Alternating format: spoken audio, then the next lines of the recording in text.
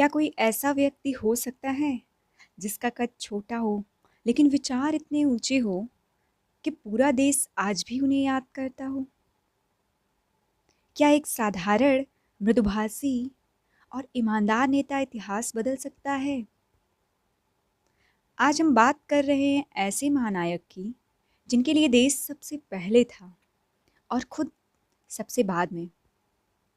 हाँ, मैं बात कर रही हूँ भारत के दूसरे प्रधानमंत्री, स्वतंत्रता सेनानी, किसान मित्र और जय जवान जय किसान के जनक लाल बहादुर शास्त्री जी की। लाल बहादुर शास्त्री जी का जन्म 2 अक्टूबर 1904 को उत्तर प्रदेश के मुगल सराय में हुआ।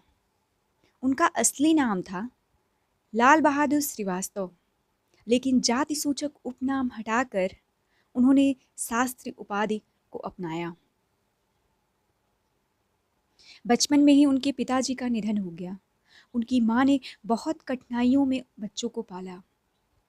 कभी सोचिए, बिना पिता के आर्थिक तंगी में पले बच्चे ने ऐसा क्या किया कि एक दिन वह देश का प्रधानमंत्री बना। यही उनकी सादगी, ईमानदारी और देश प्रेम की ताकत थी। शास्त्री जी बचपन से ही महात्मा गांधी के विचारों से प्रभावित थे। किसी भी चीज़ को बिना मेहनत के नहीं लेने की आदत उन्होंने बचपन से डाल ली थी। पढ़ाई में भी वे साधारण लेकिन अनुशासित थे।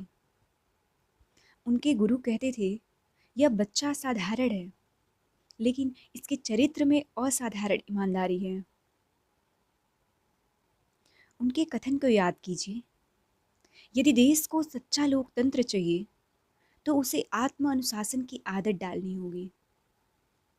1920 के दशक में जब देश में असहयोग आंदोलन चल रहा था, तब शास्त्री जी भी उसमें शामिल हो गए। उन्होंने पढ़ाई बीच में छोड़कर स्वतंत्रता संग्राम में कूद जाने का फैसला किया। सोचिए, नौकरी, पढ़ाई, आराम सब छोड़कर कोई क्यों देश के लिए जेल जाना चाहेगा? क्योंकि उनके लिए मातृभूमि सर्वोपरि थी। वे कई बार जेल गए। वहाँ उन्होंने किताबें पढ़ी, खुद को निखारा। उनकी जेल डायरी बताती है कि वे हर परिस्थिति में धैर्य बनाए रखते थे। शास्त्री जी के पास कभी निजी कार तक नहीं थी। प्रधानमंत्री बनने के बाद भी उन्होंने सादगी नहीं छोड़ी। उनकी पत्नी ललिता शास्त्री जी कहती थी, हमारे घर का माहौल ऐसा था मानो हम किसी सरकारी क्वार्टर में रहते हों, प्रधानमंत्री के घर में नहीं। उनका एक प्रसिद्ध कथन है, मेहनत करने वाले के हाथ में हमेशा ईमानदारी रहती है। आज़ादी के बाद जब उन्हें उत्तर प्रदेश का पुलिस मंत्री बनाया गया, तब उन्होंने ट्रैफिक में महिलाओं के लिए पहली बार महिला पुलिस की व्यवस्था की। सोचिए, 1950 के दशक में ऐसा ऐसा फैसला लेने कितना बड़ा कदम था।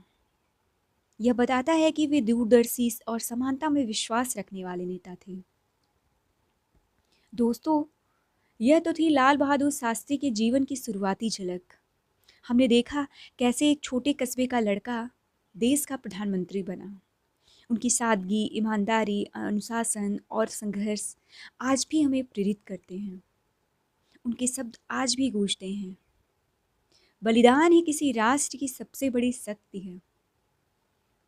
आइए संकल्प लें कि हम भी अपने जीवन में अनुशासन, ईमानदारी और देशभक्ति को अपनाएंगे, क्योंकि यही शास्त्री जी को हमारी सच्ची श्रद्धांजलि होगी।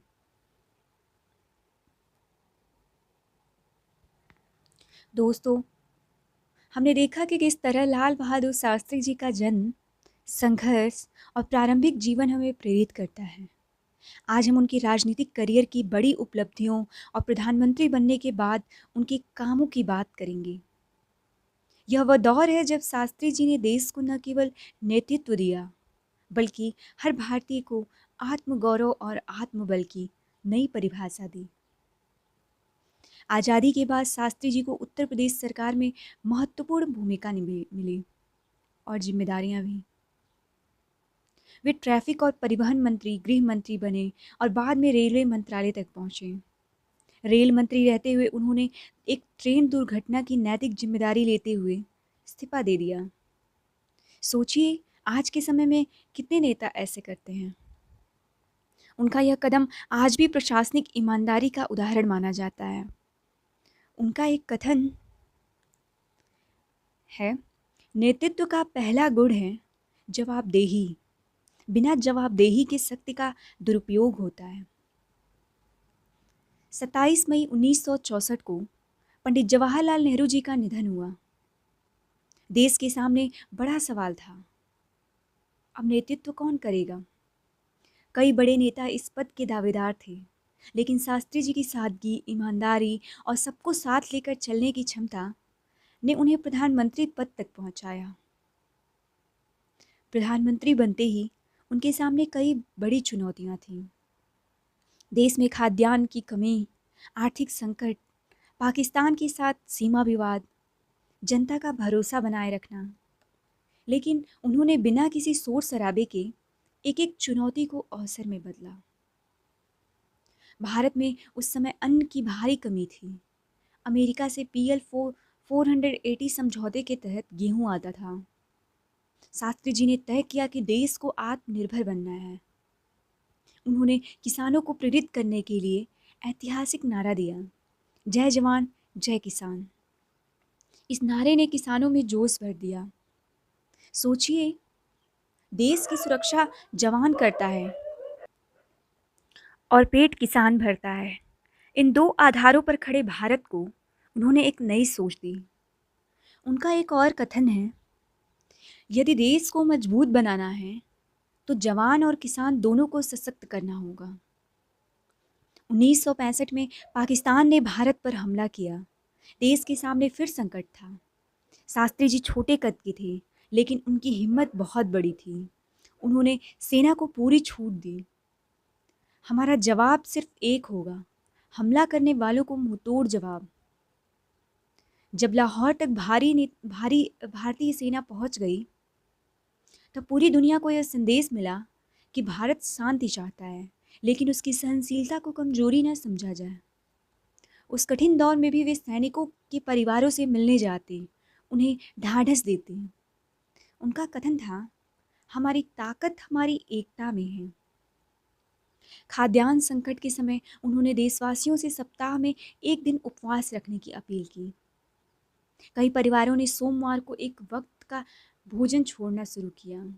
खुद शास्त्री जी ने घर में भी यह नियम लागू किया।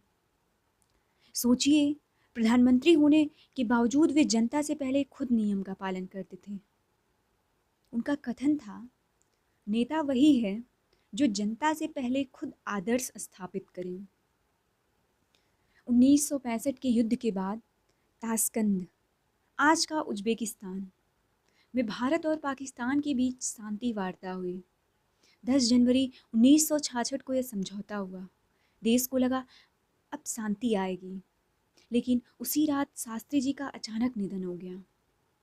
उनका जाना पूरे देश के लिए गहरा सदमा था। आज भी ताशकंद में उनकी समाधि लाल बहादुर शास्त्री स्मारक हमें याद दिलाती है कि सच्चे नेता अमर रहते हैं। दोस्तों, हमने देखा शास्त्री जी कैसे प्रधानमंत्री बने, जय जवान जय किसान का नारा दिया, युद्ध में नेतृत्व किया और अंत में ताशकंद समझौते तक पहुँचे। उनकी हर बातें हमें सिखाती हैं कि नेतृत्व पद का नहीं बल्कि चरित्र का होता है। उनके शब्द आज भी गूंजते हैं, सच्चाई की ताकत सबसे बड़ी ताकत है। आइए हम सब मिलकर लाल बहादुर शास्त्री जी के सिद्धांतों पर चलने का संकल्प लें। उनकी सादगी, त्याग और ईमानदारी हमारे जीवन को भी दिशा दे सकती है। दोस्तों, हमने देखा कि कैसे लाल बहादुर शास्त्री जी का जन्म, संघर्ष, प्रधानमंत्री बनने तक की यात्रा और उनके ऐतिहासिक फैसले हमें प्रेरित करते हैं। आज हम आगे उनके विचारों, निजी जीवन, परिवार, उनके कथनों और उनके दर्शन को समझेंगे।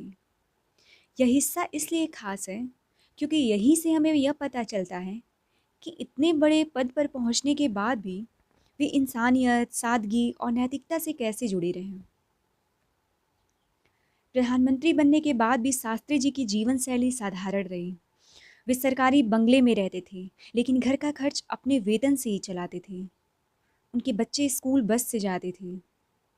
एक बार जब उनके बेटे ने सरकारी कार का इस्तेमाल की, तो उन्होंने किराया अपनी जेब से जमा कराया। सोचिए, इस स्तर तक की ईमानदारी आज भी दुर्लभ है। उनका कथन था, ईमानदारी सिर्फ दिखाने की चीज़ नहीं, यह जीने का तरीका है। शास्त्री जी के 6 बच्चे थे। उनकी पत्नी ललिता शास्त्री जी बताती थीं कि वे कभी अपने बच्चों को विशेष अधिकार नहीं देते थे। वे कहते थे, बच्चों को भी वही कठिनाइयाँ महसूस करनी चाहिए जो देश की जनता महसूस करती है। उनका परिवार अनुशासन और आत्मनिर्भरता के लिए जाना जाता था। उनका कथन था, घर ही वह पहला विद्यालय है जहाँ से राष्ट्र का भविष्य निकलता है। शास्त्री जी ने हमेशा स्वावलंबन पर जोर दिया। वे मानते थे कि अगर हम खुद पर भरोसा नहीं करेंगे तो दुनिया हमें कमज़ोर समझेगी। उन्होंने विदेशी सहायता पर निर्भरता कम करने की कोशिश की। किसानों को प्रोत्साहित करने के लिए उन्होंने हर स्तर पर सुधार किए। उनका एक प्रेरणादायक कथन था, हमारी आज़ादी तब तक अधूरी है जब तक देश का हर व्यक्ति आत्मनिर्भर नहीं बनता। उनकी नीति थी, छोटी बचत, बड़ी सोच और सादा जीवन। यह नीति आज भी उतनी ही उपयोगी है जितनी उस समय थी। शास्त्री जी मानते थे कि लोकतंत्र तभी सफल हो सकता है जब जनता अनुशासन सीखे। वे कहते थे, नेता और जनता दोनों का एक दूसरे पर विश्वास जरूरी है। वे संसद में घंटों बैठकर विपक्ष की बातें सुनते थे। सोचिए, प्रधानमंत्री होने के बावजूद वे विपक्ष के सुझावों को गंभीरता से लेते थे। उनका कथन था, देश का सम्मान केवल नेता से नहीं, हर नागरिक के अनुशासन से बनता है। शास्त्री जी हमेशा युवाओं को राष्ट्र निर्माण में सक्रिय रहने को कहते थे। वे मानते थे कि युवा ही भविष्य के निर्माता हैं। वे कहते थे, युवाओं के भीतर साहस, संयम और सत्यनिष्ठा होनी चाहिए। उनकी बातों में हमेशा आशा और प्रेरणा झलकती थी। उनका कथन था, नौजवान वही है जो देश की हर समस्या को अपनी समस्या माने। आज भी लाल बहादुर शास्त्री जी के सिद्धांत हमें राह दिखाते हैं। सादा जीवन, उच्च विचार, जिम्मेदारी लेने का साहस, जनता के साथ बराबरी का व्यवहार, किसानों और जवानों को सम्मान। सोचिए, अगर आज भी हम उनकी सोच को अपनाएं तो देश में कितनी ईमानदारी और आत्मनिर्भरता आ सकती है। उनका कथन था, देशभक्ति केवल शब्द नहीं, आचरण है। दोस्तों, हमने लाल बहादुर शास्त्री जी के विचारों, निजी जीवन, उनके सिद्धांतों को जाना। हमने देखा कि कैसे प्रधानमंत्री बनने के बावजूद वे सामान्य भारतीय की तरह जीते रहे हैं। उनके शब्द आज भी गूंजते हैं, हमारी ताकत हमारी सादगी और ईमानदारी में है। आइए हम सब मिलकर उनके सिद्धांतों को अपने जीवन में उतारें। यही उनके प्रति हमारी सच्ची श्रद्धांजलि होगी। दोस्तों, हमने शास्त्री जी के बचपन, संघर्ष, प्रधानमंत्री बनने तक की यात्रा, उनके फैसले और उनके विचारों को जाना। आज इस अंतिम हिस्से में हम उनके प्रमुख कथन, उनसे जुड़े कम ज्ञात तथ्य, आज के भारत में उनकी प्रासंगिकता और अंत में एक प्रेरणादायक समापन करेंगे। यह हिस्सा इसलिए खास है क्योंकि यह हमें बताता है कि शास्त्री जी केवल इतिहास के नेता नहीं थे, बल्कि आज भी हमारे मार्गदर्शक हैं। शास्त्री जी के प्रमुख कथन इस प्रकार थे, जय जवान, जय किसान। सच्चाई की ताकत सबसे बड़ी ताकत है। नेता वही है जो जनता से पहले खुद आदर्श स्थापित करे।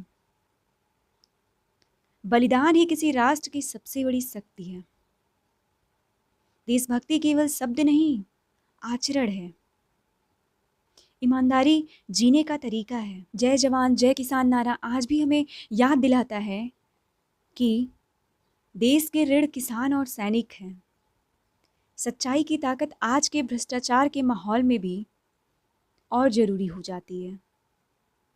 शास्त्री जी को गंगा में तैरना नहीं आता था, लेकिन वे रोज़ गंगा पार करके स्कूल जाते थे। वे जेल में रहते हुए संस्कृत पढ़ते थे। उन्होंने जाति सूचक उपनाम हटा दिया और शास्त्री उपाधि अपनाई। प्रधानमंत्री रहते हुए भी उन्होंने कभी निजी संपत्ति नहीं बढ़ाई। उनका घर का लोन उनके मृत्यु के बाद उनकी पत्नी को चुकाना पड़ा। सोचिए, इतना बड़ा नेता और इतनी सादगी। आज जब देश विकास की ओर बढ़ रहा है, लाल बहादुर शास्त्री जी के सिद्धांत और भी जरूरी हो जाते हैं। किसानों के सशक्तिकरण की आवश्यकता, जवानों को आधुनिक तकनीक और सम्मान देना, भ्रष्टाचार पर काबू पाने के लिए ईमानदारी और जवाबदेही, जनता और नेतृत्व के बीच विश्वास। अगर आज भी हम जय जवान जय किसान का भाव जिंदा रखें तो देश मजबूत होगा। उनका यह कथन था, हमारी ताकत हमारी एकता में है। शास्त्री जी कहते थे, युवाओं के भीतर साहस, संयम और सत्यनिष्ठा होनी चाहिए। वे मानते थे कि युवा ही राष्ट्र निर्माण के असली आधार हैं। आज जब सोशल मीडिया और त्वरित सफलता का युग है, तब शास्त्री जी का सादा जीवन हमें बताता है कि स्थायी सफलता त्याग, अनुशासन और मेहनत से मिलती है। उनका कथन था, नौजवान वही है जो देश की हर समस्या को अपनी समस्या माने। 10 जनवरी 1966 की रात ताशकंद में उनका निधन हुआ। आज तक उनकी मृत्यु पर कई सवाल उठते हैं, लेकिन एक बात तय है, वे आखिरी सांस तक देश के लिए काम करते रहे। उनका जीवन बताता है कि नेतृत्व पद का नहीं, बल्कि जिम्मेदारी का नाम है। दोस्तों, आज हम लाल बहादुर शास्त्री जी की जयंती पर यह संकल्प लें कि हम सादा जीवन, उच्च विचार अपनाएंगे, अपने कर्तव्यों के प्रति ईमानदार रहेंगे, देश के जवान और किसान का सम्मान करेंगे, सच्चाई और अनुशासन को अपने जीवन का आधार बनाएंगे। उनके शब्द आज भी गूंजते हैं, देश के लिए मरना आसान है, लेकिन देश के लिए जीना और काम करना कठिन है। सोचिए, कितना गहरा संदेश है यह। हम सबको मिलकर इसे अपने जीवन में उतारना है। जय जवान जय किसान केवल नारा नहीं, बल्कि यह भारत की आत्मा है। आइए हम सब मिलकर उनके सपनों का भारत बनाएं। दोस्तों, 2 अक्टूबर को हम गांधी जी को भी याद करते हैं और उसी दिन शास्त्री जी को भी। एक ने हमें सत्य और अहिंसा की राह दिखाई, दूसरे ने हमें सादगी, ईमानदारी और आत्मनिर्भरता की। आज अगर हम दोनों के विचारों को अपनाएंगे तो भारत एक आदर्श राष्ट्र बन सकता है। आइए इस जयंती पर लाल बहादुर शास्त्री जी को श्रद्धांजलि दें और अपने भीतर के नागरिक को जगाएं। यही उनके प्रति हमारी सच्ची श्रद्धांजलि होगी। जय हिंद, जय भारत, जय जवान, जय किसान।